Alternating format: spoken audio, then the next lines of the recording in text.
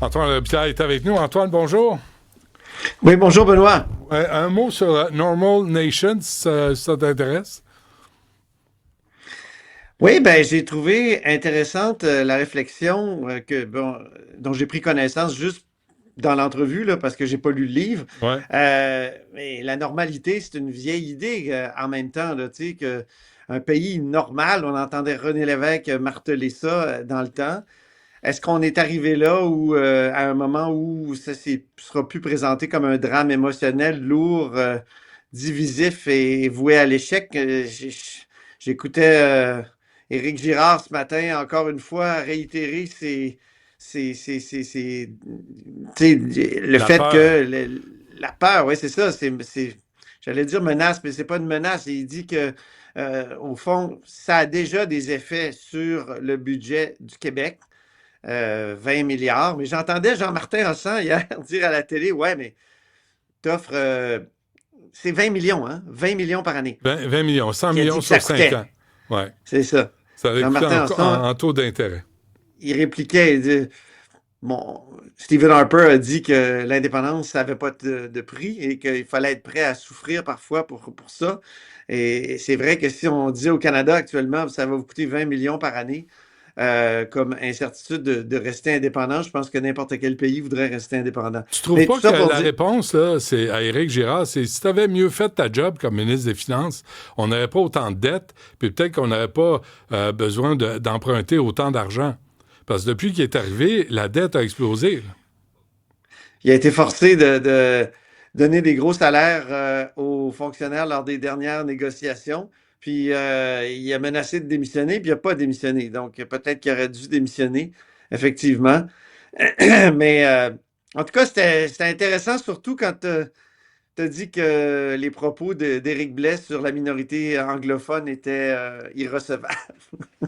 J'ai bien aimé que tu aies rappelé le fait que c'est une minorité qui est vraiment avantagée. Mais c'est à lire. Vraiment, c'est un bon livre sur le Oui, langage, sur l'approche. Yves-François Blanchet, les comment il répond stratégies. pour calmer le jeu. Puis que là, on voit ça comme une nouvelle étape dans les relations entre le Québec puis le reste du Canada, à travers celle de l'Alberta puis Ottawa.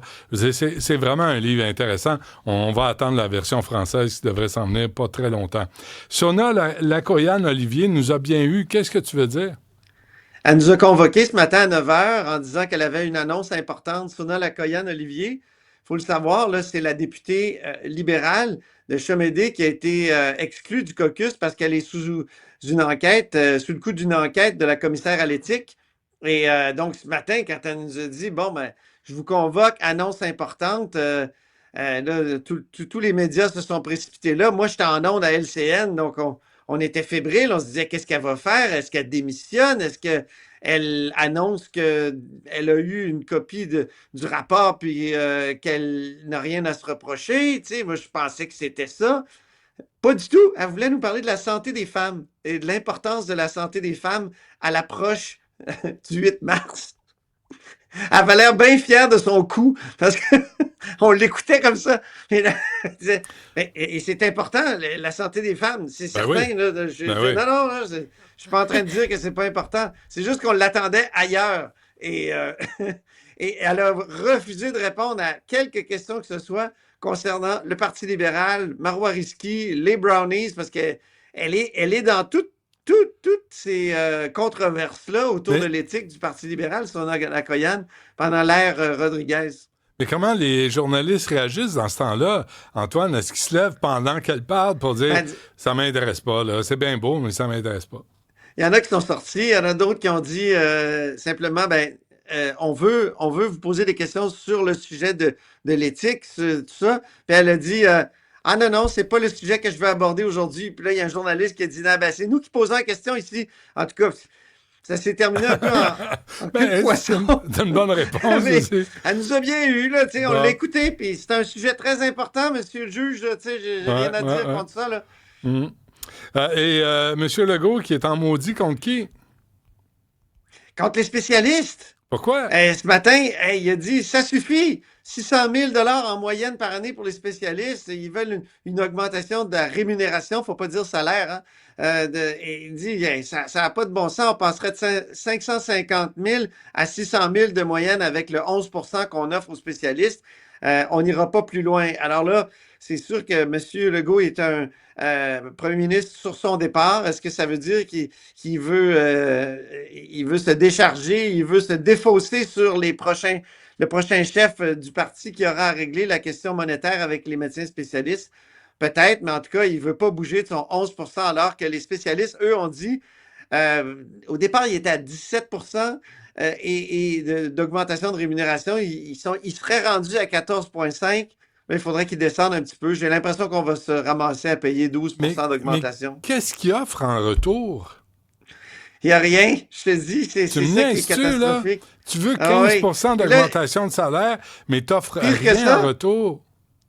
Pire que ça, ils disent qu'il là, il y a des moyens de pression, notamment ne plus référer, ne plus utiliser le fameux DSN, le CRDS non plus, le centre de répartition des services. Et c'est par le truchement de ce système-là qu'ils reçoivent des recommandations ou des médecins omnipraticiens. Donc, ça ne fonctionnera plus comme ça. Ils vont fonctionner à l'ancienne, il paraît. Là. C'est directement un omnipraticien qui va tout de suite directement recommander un spécialiste. Mais ça ne va pas affecter le service aux patients. Ben non. Il semble pas. Mais ils nous demandent de payer, mais ils n'offrent rien de plus en échange d'une augmentation de salaire. Mais la réponse, ça devrait être fuck off, zéro. Puis zéro. Augmente ton service, puis on verra l'augmentation de salaire. Ça suffit. Ils vont perdre l'opinion publique à un moment donné. Ben, c'est sûr. Ils ont réussi à avoir l'appui de l'opinion publique cet automne. On dirait qu'ils en veulent tellement que... Puis là, c'est juste des sous. Là. On parle plus des fameuses non-disponibilités des plateaux techniques puis des salles d'opération. On ne parle que de la rémunération. Bien évidemment, là-dedans, il y a les bureaux et tout ça. Je suis bien prêt à le comprendre. Des types d'impôts. Des bureaux, là, c'est tous des frais. Oui, ils ont toutes sortes d'avantages. Les assurances sont payées. Bon, faut arrêter. On n'est plus capable. Faut arrêter. C'est toujours au plus fort la poche. Hein? C'est de même que ça marche au Québec. Antoine Robitaille, merci. À demain. On se reparle demain.